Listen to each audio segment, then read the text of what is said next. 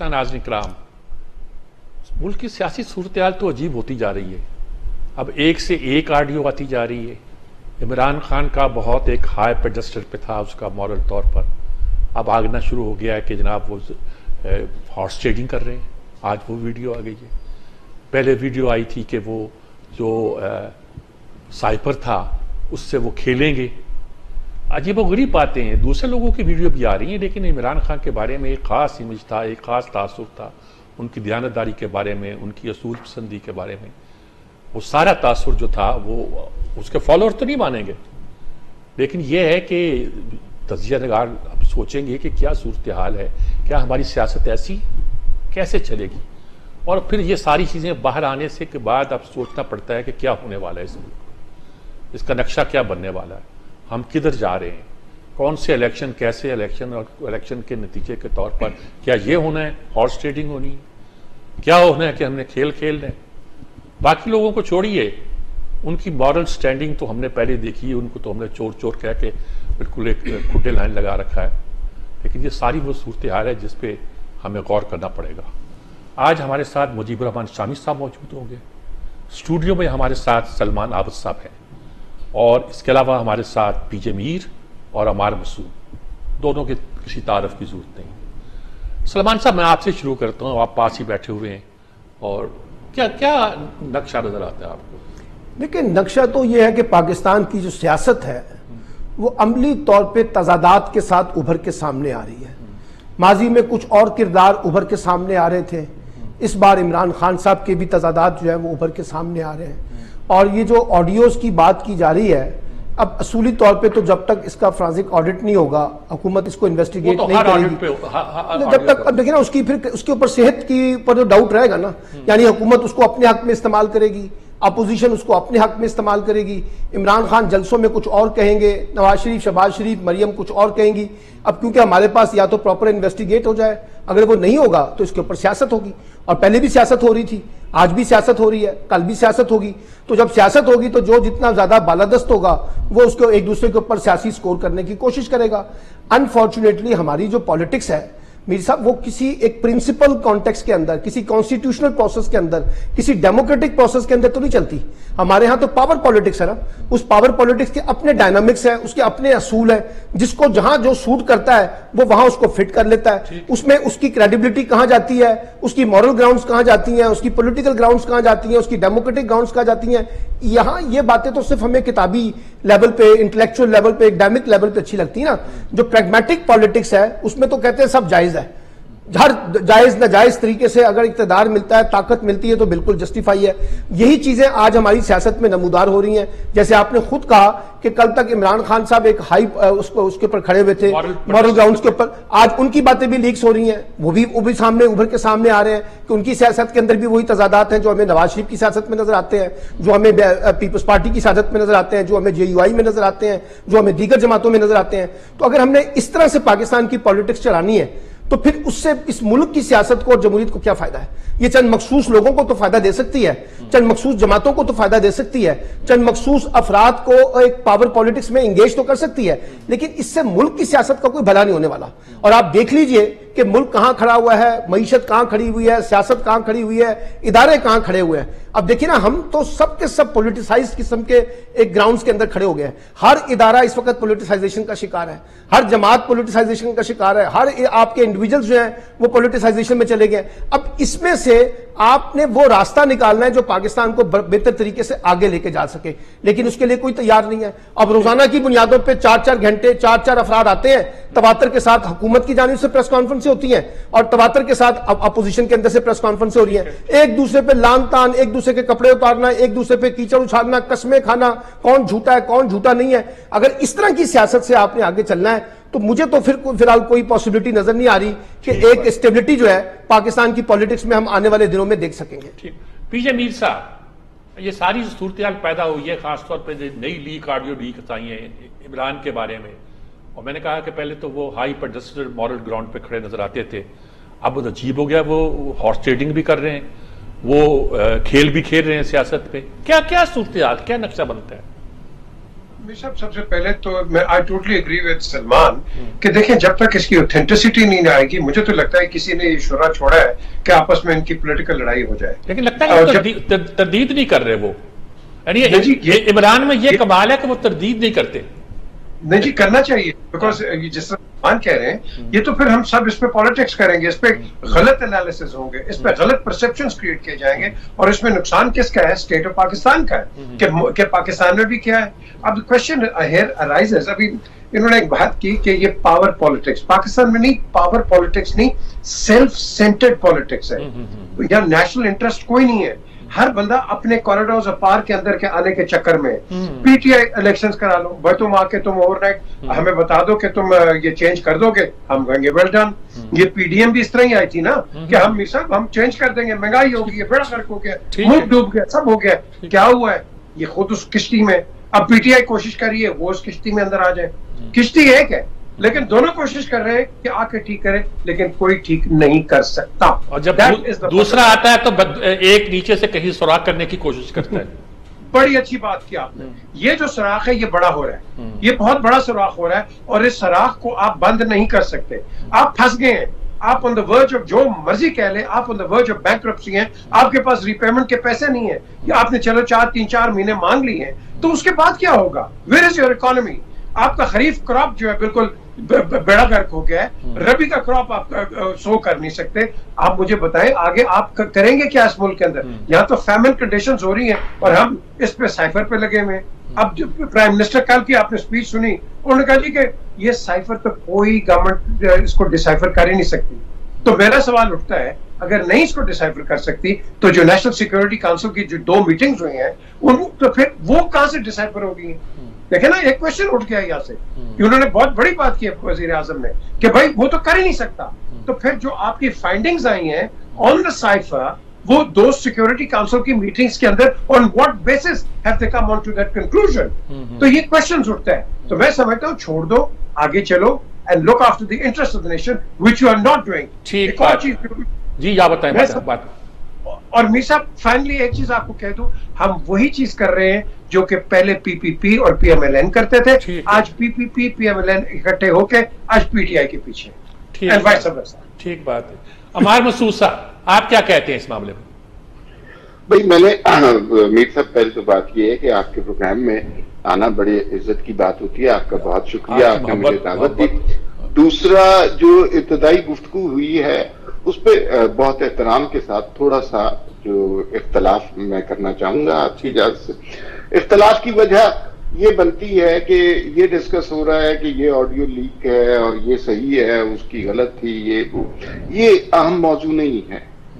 मौजू ये है कि, और इमरान खान, आपने शुरू में भी फरमाया कि इमरान खान एक हाई मॉरल पेडेस्टल पर बैठे हुए थे, अब उनकी अंदर की कजियां, कदूरतें और खामियां भी सामने आ रही।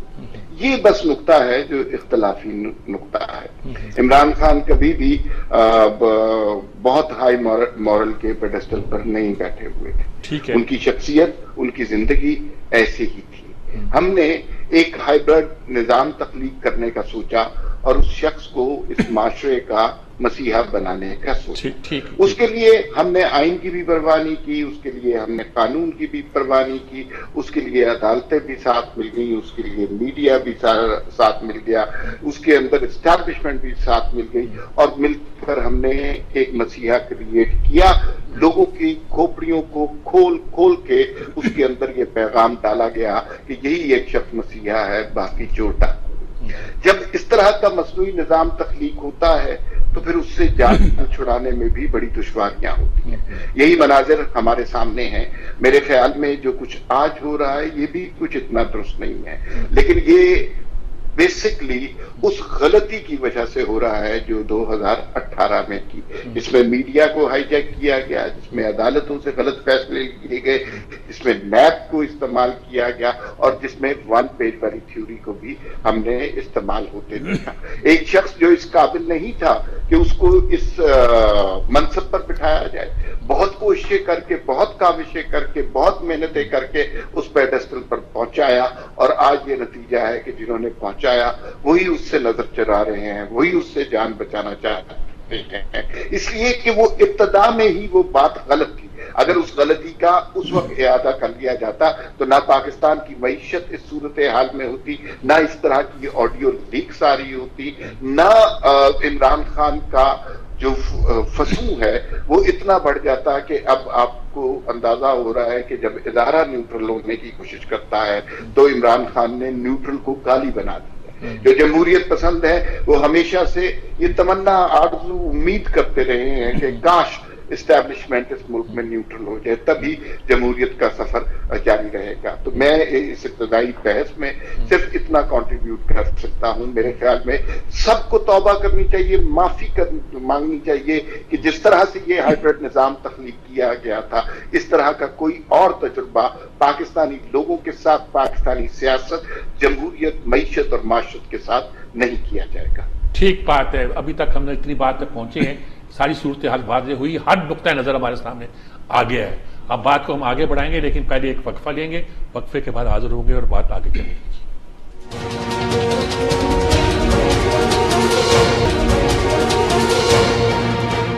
ये नाज़रीन कराम, मसला आपके सामने आ गया सारा।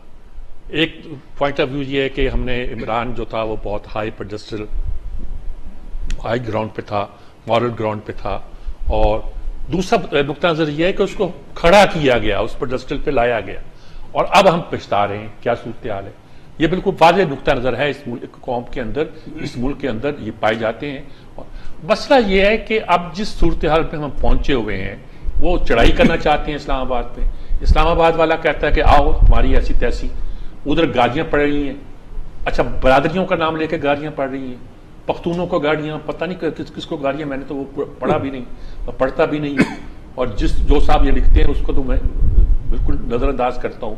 अब सूरत हाल ये है कि हम कहां अपनी सियासत को ले जा रहे हैं। देखिए मीर साहब, बात ये है, अभी अम्मार मसूद साहब ने इमरान खान के मॉडल को एक हाइब्रिड मॉडल करार दिया है। ये जो 85 से लेकर 2018 तक के मॉडल हैं, क्या ये हाइब्रिड मॉडल नहीं थे? क्या आपको नहीं पता? नहीं, वजाहत लेना चाहिए। ये जो हमारे यहाँ एक गलतफहमी है ना कि जी सिर्फ इमरान खान का मॉडल हाइब्रिड मॉडल था, वो भाई यहाँ तो नवाज शरीफ साहब भी उसी हाइब्रिड मॉडल की पैदावार है, और ये जो पीपल्स पार्टी की हुकूमतें आई वो भी इसी मॉडल की पैदावार है।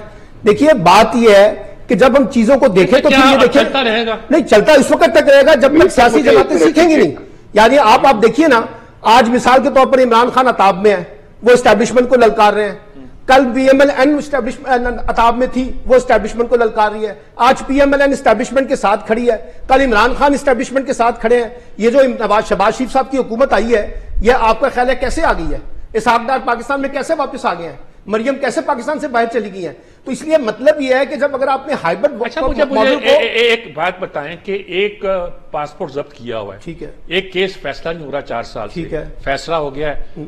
मुझे ये बताइए कि साख डार अगर मुल्क में आया है तो उसको भेजा किस चक्कर में गया था? यही तो मैं पूछ रहा हूँ, जिस चक्कर में भेजा गया था, जिस चक्कर में लाया गया था। अच्छा, ये तो सवाल देखिए ना। अच्छा, बात यह है, आपसे बात करता हूँ, अम्मार मसूद कुछ कहना चाहते हैं। जी अम्मार मसूद साहब।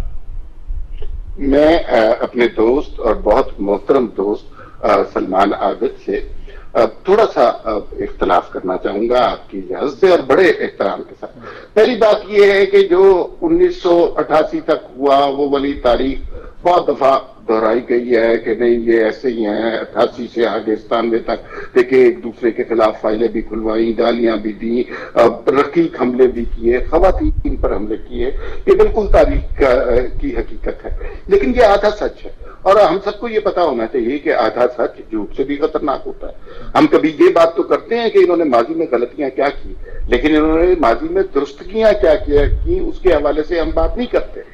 हमें ये पता होना चाहिए कि इन दोनों जमातों ने सबक सीखा था, मीसाक जमहूरियत उसी की अलामत थी।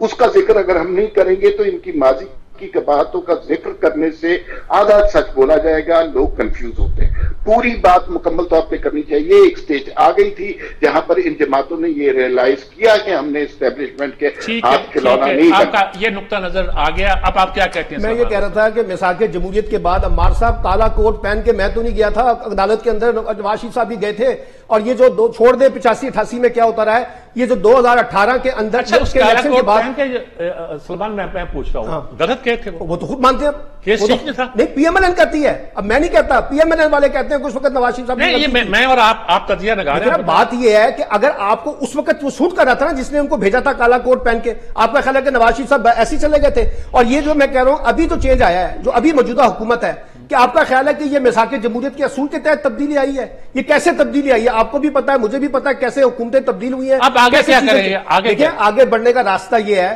कि हुकूमत को और अपोजिशन को मिलकर बैठना है, जिसके लिए वो तैयार नहीं हो रहे। अच्छा, अब उसमें अगर कोई तीसरा फरीक रोल प्ले कर सकता है, इस्टेब्लिशमेंट प्ले करे, डॉक्टर आरिफ अलवी प्ले करे, तो कोई बात बन सकती है। लेकिन फिलहाल तो इस वक्त इतना डेफिसिट है, इधर से इमरान खान हुकूमत को लताड़ते हैं, उधर से हुकूमत के 4 वज़रा आके रोजाना की बुनियाद पर प्रेस कॉन्फ्रेंस कर रहे हैं, तो हमने तो सियासी माहौल कशीदा कर दिया ना। जो लैंग्वेज इस वक्त इस्तेमाल हो रही है वो तो आगे बढ़ने वाली नहीं है। पीजे मीर साहब, आप क्या कहेंगे इस सूरत-ए-हाल पे?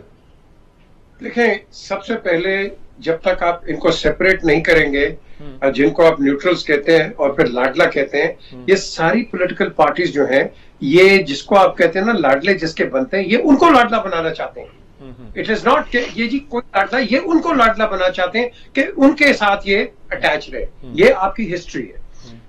आप यहाँ सारा ये जो डिबेट शुरू होती है, एमिनेट होती है, मैं ख्वाजा आसिफ को बिल्कुल एंडोर्स करता हूँ एक चीज के ऊपर, and I have always been for it. मैंने वजीर आजम को भी कहीं कहा है कि देखें, जो चीफ ऑफ आर्मी स्टाफ है वो आर्मी चीफ ही को बनाने दें। आपके पास 5 नाम आएंगे, आपके ऊपर लॉबियस्ट पड़ जाएंगे, और वहीं से एक मिलिट्री एंड सिविल की एक मुदाखलत आप देखेंगे कि शुरू हो जाएगी। Let the army do it's on job. आप सिविलियन वजीर आजम है, मैंने उसे कहा है, मैंने कहा यार यू आर अ सिविलियन, आपको क्या पता कि आर्मी के अंदर क्या किस तरह का काम करते हैं। आपका चीफ है, वो आपको गाइड करेगा, जो भी करेगा इंस्ट्रक्ट करेगा, but he knows his general, so keep the army out of it. ये नहीं जी कॉन्स्टिट्यूशन है ये, और भाई कॉन्स्टिट्यूशन आप पीसीओ पे हर चीज चलाते हो, तो where it suits you constitution, where it doesn't suit you you know कोई और आप काम कर जाते हो। ये मैं एक और चीज कहूंगा कि सब चीजें सलमान से कह रहा है, अगर आप अपना काम सही करेंगे, आपको ना कोई न्यूट्रल तंग करेगा, ना कोई और तंग करेगा। आप अपने घर को ठीक रखो। आप तो बैठना नहीं चाह रहे एक दूसरे के साथ, जब आप एक दूसरे के साथ बैठना नहीं चाह रहे, फिर फॉरेन डेलीगेशंस आते हैं, आप वाया उनके साथ बात करते हैं, फिर उनके साइफर इधर आते हैं, उनकी बात उधर चलती है। This is how we are running a country. This country can not be run by a third party. ठीक बात, ये आप सोच लें, you can not run this country by a third party के जी। मेरा ख्याल है कि ऑपोजिशन ये कह रही है, मेरा ख्याल है गवर्नमेंट ये कह रही है। ये आपको बाहर से इंस्ट्रक्शंस आती हैं, बाहर से आपको डिप्लोमेटिक आप जो उनकी मीटिंग्स होती हैं, ये फीलर्स आपको थ्रू किए जाते हैं, और विद द रिजल्ट आप कॉम्प्रोमाइज कहीं ना कहीं हो जाते हैं। यार हमें फॉर द सेक ऑफ अल्लाह, आप अभी रेस्क्यू मोड के ऊपर हो, कोई बात कर रहा है मीर साहब, कोई बात कर रहे हैं रेस्क्यू मोड के ऊपर, आप तो रिहेबिलिटेटिव मोड के ऊपर नहीं हो अभी। आपके पास पता नहीं है कि आपका आगे क्या होना है, और आप पावर स्ट्रगल में लगे हुए हो। ये पावर स्ट्रगल कुछ नहीं किसी को देगी। आपने united we stand, divided we fall, and we are divided right now, we need to get together on this. तो मैं ये एक ही बात कहूंगा। अब्बास मसूद साहब, आप कुछ कहना चाह रहे हैं? जी, बेसिकली जो डायलॉग की बात हो रही है, इस पैनल में जितने 3 मोहतरम अफराद जो मौजूद हैं, मुझे उनमें से कोई शख्स कोई बात बता दे कि एक शख्स 5 साल आपको गाली देता रहे, और हर गली गाली देता रहे, खवातीन पर बोहतान लगाता रहे, और अब भी उसकी यही आदत हो, और वो आपसे हाथ मिलाना, आपसे कलाम करना पसंद ना करता हो, इस सूरत हाल में क्या आप में से कोई शख्स डायलॉग के लिए राजी होगा? मुझे तो बहुत गुस्सा आता है। शहबाज शरीफ गालियां खाने के बावजूद भी अर्जी लेके पहुंच जाते हैं कि नहीं मीसाक मईशत होना चाहिए। इतनी गालियां खाने के बाद तो नहीं होना चाहिए।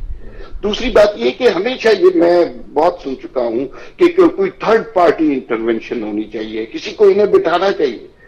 भाई, डेमोक्रेसी में बिठाने के लिए लोगों के मुख्तलिफ नजरियात, ख्यालात, हालात होते हैं, उनको डिस्कस करने के लिए, उन पर डिबेट, मकालमा जनरेट करने के लिए एक ही फोरम होता है, और वो पार्लियामान का फोरम होता है। अब एक पार्टी पार्लियामान को तस्लीम ही ना करे तो आप कैसे मकालमा कर सकते हैं? क्या आप चाहते हैं कि जनरल बाजवा इनको बिठाएं? आरिफ अलवी साहब की वो सूरत हाल है कि वो कौम से खिताब करते हैं, अपनी पार्टी के लोग उनको सुनने के लिए नहीं आते, तो क्या वो आपके ख्याल में सालिस बन सकते हैं इस सूरत हाल में। अल्टीमेटली जो डिबेट के लिए जो मैदान है वो पार्लियामान है। पीटीआई को किसी न किसी स्टेज पर पार्लियामान में वापस आना चाहिए। दूसरी बात जो है मेरे अजीज दोस्त सलमान आबिद साहब ने फरमाई, उन्होंने कहा कि देखिए जी इसहाक डार साहब वापस आ गए हैं और मरियम नवाज साहिबा जो है वो बाहर चली गई है। अच्छा, ये हैरानगी की बात नहीं है। हैरानगी की बात यह है कि इसहाक डार ने कोई जुर्म नहीं किया था। वो चार्टर्ड अकाउंटेंट हैं, उनके ऊपर इल्जाम ये लगा कि अपने अकाउंट्स की तफसीलात ही नहीं जमा कराई। ये मुमकिन ही नहीं है ना। मरियम नवाज एक पाकिस्तानी शहरी हैं, उन पे कोई जुर्म नहीं साबित हुआ, उनका पासपोर्ट 3 साल तक क्यों जब्त रहा? नवाज शरीफ के ऊपर एक अकामे की बुनियाद पर नाअहली कैसे हो गई? ये सवाल ज्यादा सोचने के हैं बजाय इसके कि ये सिस्टम अब इसको चेंज किस तरह कर रहा है। मेरे ख्याल में कुछ लोगों ने जो उनसे माजी में गलतियां हुई हैं और जो उनकी इंटरवेंशन रही है, और वो बिल्कुल नेकेड इंटरवेंशन रही है, चोरी छुपे नहीं थी। यानी ऐसा नहीं हो सकता कि मैं और आप हमें कोई खबर मिली, ये सबके सामने स्क्रीनों पे चलता था कि हम 1 पेज पे हैं और तब्दीली का साल आने वाला, ये हमारे सामने की बात थी। उसके नतीजे में जो कुछ हुआ उससे पाकिस्तान को नुकसान हुआ और नुकसान हो रहा है। अब सूरत हाल को तब्दील होना चाहिए और वो जो इंटरवेंशन वाला मामला है ना वो डिबेट में आना चाहिए। ये पार्लियामान का मसला है, पार्लियामान को फैसला करना है। ठीक बात, बिल्कुल ठीक बात है। मेरे ख्याल में इस बात को हम आगे जारी रखते हैं। बहुत सी बातों पे बज़ाहिर लगता है कि तीनों में इख्तलाफ है, लेकिन तीनों में इत्तफाक है कि मुल्क में जमहूरियत को चलना चाहिए।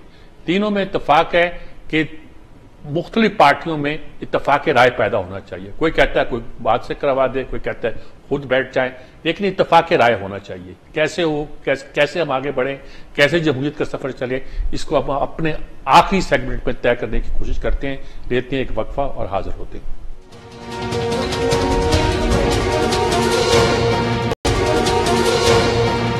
सलमान आबिद साहब, रास्ता क्या है? अब क्या करें? क्या आप चाहे पीटीआई का साथ दें, चाहे आप पीएमएल का साथ दें, चाहे आप पीपल्स पार्टी का साथ दें, अब ये वक्त आना था कि हमने पीपल्स पार्टी का साथ देना। देखिए, ये बात तो मीर साहब आइडियली है कि चीजें पार्लियामान डिस्कस करे, पार्लियामान रिजॉल्व करे, पार्लियामान बहस करे, ये एक असूली मौकफ है। लेकिन आपको भी पता है कि पाकिस्तान की पार्लियामेंट कितनी मीनिंगफुल है इस वक्त। अभी कल पार्लियामेंट का ज्वाइंट सेशन हुआ है ना, आपने देख लिया कि 14 अरकान से डॉक्टर आरिफ अलवी ने खिताब किया है। और आपको पता है पार्लियामेंट का ज्वाइंट सेशन जो है वो प्राइम मिनिस्टर और स्पीकर की रिक्वेस्ट के ऊपर आगे आता है। तो जिन्होंने बुलाया था वो खुद ही वहां से निकल गए। हमारे यहाँ तो पार्लियामान की इज्जत ये है कि स्पीकर के सामने खड़े होकर जो कुछ हम सलूक करते हैं वो भी सबके सामने है। देखिए, पाकिस्तान का क्राइसिस इस वक्त से पॉलिटिकल क्राइसिस नहीं है, स्टेट क्राइसिस भी है। और स्टेट भी आपस में इंस्टीट्यूशन एक दूसरे के साथ क्लैश में है। इसलिए इस सारी सूरत हाल का रेजोल्यूशन वही है कि सारे स्टेक होल्डर को दोबारा बैठना पड़ेगा। और ये सारे स्टेक होल्डर बैठेंगे, चाहे उसको आप एस्टैब्लिशमेंट का नाम दे रहे हैं, चाहे आप उसको अपना जुडिशरी का नाम दे रहे हैं, चाहे आप उसको हुकूमत का नाम दे रहे हैं, चाहे आप उसको अपोजिशन का नाम दे रहे हैं। अगर कोई ये समझ रहा है ना कि ये सियासी तन्हाई में 2 फरीक बैठ के आपस में तय कर लेंगे, तो ये 2 फरीक इस वक्त अनफॉर्चुनेटली एक सियासी महाजराई को और सियासी इख्तलाफात को सियासी दुश्मनी में तब्दील कर चुके हैं। ये बैठने वाले नहीं है। जितनी मर्जी आप जोर लगा लें, चाहे 2023 का इंतखाब भी करवा दें, ये नहीं बैठेंगे। और 2023 का इंतखाब भी कोई नहीं मानेगा। ये महाजराई पैदा करेंगे। इसलिए जब तक बड़े स्टेक होल्डर बैठ के कोई एक नया रोड मैप नहीं बनाएंगे, नए रूल्स ऑफ गेम्स नहीं तय करेंगे, ये आगे चलने वाला नहीं है। अब आप देखिए ना, एक ही अदलिया एक फैसला करती है तो इमरान खान साहब किस तरह खुशी से फूले नहीं सुमाते। वही अदलिया जब उनके खिलाफ फैसला करती है तो फिर क्या रवैया आता है। एक वही अदलिया जब मरियम के हक में फैसला करती है तो जुडिशरी आजाद हो जाती है। लेकिन जब वही अदालत जो है वो नवाज शरीफ इमरान खान को दहशतगर्दी के मुकदमे से बरी करती है तो मरियम के बयान भी सामने आ जाते हैं। यहां मर्जी की जुडिशरी चाहिए, यहां मर्जी का आर्मी चीफ चाहिए, यहां मर्जी की ब्यूरोक्रेसी चाहिए, यहां मर्जी की पॉलिटिकल पार्टी चाहिए और यहां मर्जी का मीडिया भी चाहिए। जब आपका यह एटीट्यूड होगा तो आप यहां कोई चीज नहीं तय कर सकेंगे। मीर साहब, अगर आप कहते हैं ना कि रूल ऑफ लॉ होना चाहिए, कॉन्स्टिट्यूशन के फ्रेमवर्क में होना चाहिए, तो मुझे बता दें पाकिस्तान की पॉलिटिक्स कौन से रूल ऑफ लॉ के तहत चल रही है? पाकिस्तान की पॉलिटिक्स कौन से कॉन्स्टिट्यूशन के तहत चल रही है इस वक्त? सबके सब कॉन्स्टिट्यूशन को अपने हक में इस्तेमाल कर रहे हैं ना, जायज नाजायज तरीके से। सब लोग उसी तरीके से ऑपरेट कर रहे हैं। इसलिए मैं ये समझता हूं कि यह मामला जब तक सारे स्टेक होल्डर नहीं बैठेंगे मीर साहब, बात आगे नहीं बढ़ेगी। बात को आपको आगे लेके चलना पड़ेगा। इसमें बाकी जो जो लोग इसमें रोल प्ले कर सकते हैं इस वक्त वो रोल प्ले करेंगे, तो हम कोई अगले 10-15 वर्ष का कोई जिसे कहते हैं ना एक रोड मैप डेवलप कर सकेंगे। अदरवाइज मौजूदा सिचुएशन के अंदर तो कोई नहीं बैठेगा। कल जिस तरह से शहबाज शरीफ साहब कसम खा खा के ये कह रहे थे कि मैं कसम खाता हूं ये झूठा शख्स है, तो फिर डायलॉग कैसे होगा? वो कहते हैं कि ये करप्ट और चोर है, तो डायलॉग कैसे होगा? दोनों सूरतों के अंदर जो डेडलॉक पैदा कर दिया है पाकिस्तान की पॉलिटिकल फोर्सेस ने, चाहे वो गवर्नमेंट है चाहे वो अपोजिशन है, तो इसके नतीजे में कोई समझ रहा है कि कोई चीजें रेजोल्यूशन की तरफ जाएंगी, तो मुझे तो नहीं पता। पीजे मीर साहब, डिवाइड तो बहुत बड़ी है, पोलराइजेशन है। पहले पोलराइजेशन का लफ्ज इस्तेमाल करते थे, अब डिवाइड का लफ्ज इस्तेमाल करना शुरू कर दिया है, वो ज्यादा तेज लफ्ज है। तो ये सलमान का सवाल तो ठीक है कि बैठेंगे कैसे यार ये, और कौन बैठाएगा, और किसकी इतनी इज्जत और वकार होगी कि ये बैठ जाएंगे, और स्टेक होल्डर एक नहीं है कई है, तो क्या क्या किया जाए? देखें, जब वो बात करते हैं ना कि रूल ऑफ लॉ, या रूल ऑफ लॉ नहीं है, या रूल ऑफ फ्लॉज है, और इतने फ्लॉज हैं कि आप उसके ऊपर आप राइट करते हैं। एक के लिए ठीक है, दूसरे के लिए नहीं है। फिर जिस तरह ये बात कर रहे थे अभी, this is how we work. Question is कि आपका जो इलेक्टोरल सिस्टम है वो बिल्कुल ही एब्सोल्युटली डिफंक्ट है। जब आप एक वोटर को 500 रुपया और उसको ट्रांसपोर्टेशन और खाना देंगे, आपकी करप्शन यहीं से शुरू हो जाएगी। ठीक है। और यहां से जब शुरू होती है वो फिर ऊपर तक जाती है। 3-4 करोड़ आपका एक जो मेंबर है कहीं का भी, वो लगाता है अपने इलेक्शन के ऊपर, एंड यू रियली थिंक कि फिर उसके बाद उसने ये पैसा रिकवर नहीं करना? उसने फिर अगले पैसे का, एक फॉर्मर प्राइम मिनिस्टर उसको मैं कराची में मिला, he was just about to become a prime minister, तो मैंने कहा हुण की होएगा? कहते नहीं जी हुण तो सौदा नगद होएगा, हुण तो असी पैसा बनावांगे, ना उन्हें देना ना उन्हें देना, असी आप बनावांगे। खुदा के साथ नाम लूंगा, आप खड़े हो जाएंगे अपनी सीट से। द क्वेश्चन इज कि अगर हम इस तरह की पॉलिटिक्स करेंगे तो प्लीज आप वहीं कॉम्प्रोमाइज हो जाते हैं। आपकी सारी पार्लियामेंट कॉम्प्रोमाइज है, आपका ये पार्लियामेंट नहीं है, ये एक बिजनेस फोरम है। या मुझे बता दें कौन सा गरीब पार्लियामेंटेरियन है जिसके पास पिजेरो या ये लैंड क्रूजर्स नहीं है? ये कहां से आती हैं? Because they all get benefits. Benefits ये नहीं कि वो चोरी करेंगे, ये एक ऐसी एक का निजाम क्रिएट करते हैं, इधर से लाइसेंस किसी को दिलवा दिया, उसके अंदर इसका शेयर है, किसी को यहां से दिलवा दिया, and they earn money through that way. Directly कोई नहीं करता, ना अप्रूव कर सकते किसी को। ये आपकी बेसिकली एक हिडन करप्शन है जिसको आपने बंद करना है।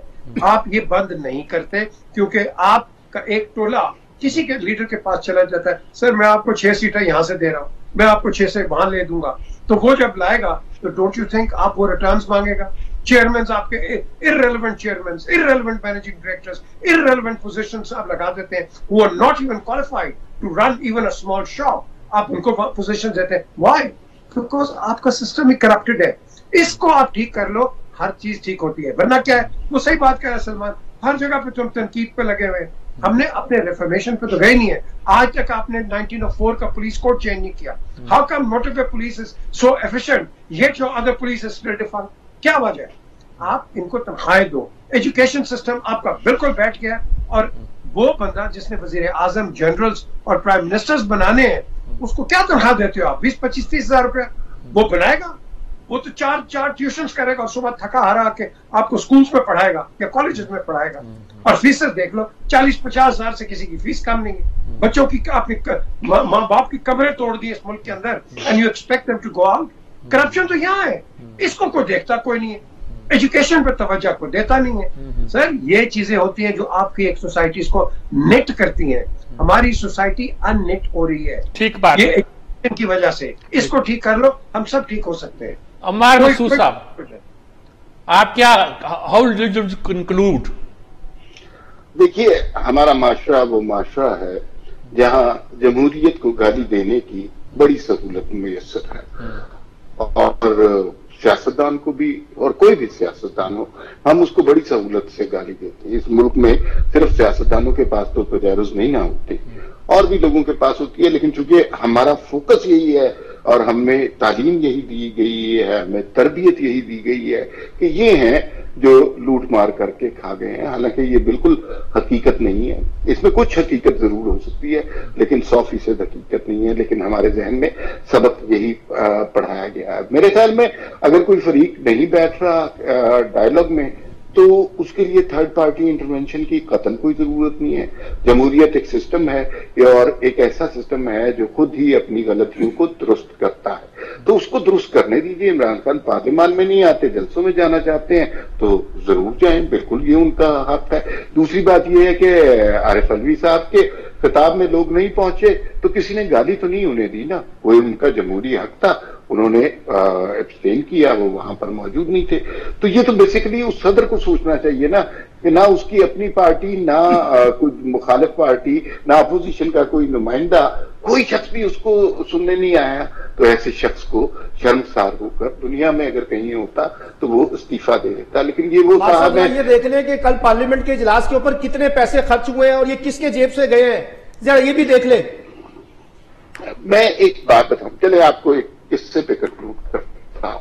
हमारे एक दोस्त हैं बड़े सीनियर कॉलम निगार, वो जब नाम मैं इनका नहीं लेता, जब भी मुल्क में जमहूरियत होती है ना तो वो एक खास किस्म का उनका कॉलम हर दफा आ जाता है कि फला हॉस्पिटल में एक बूढ़ी अम्मा जी है, उनका इलाज नहीं हुआ, वो दरख्त तले पड़ी हुई थी।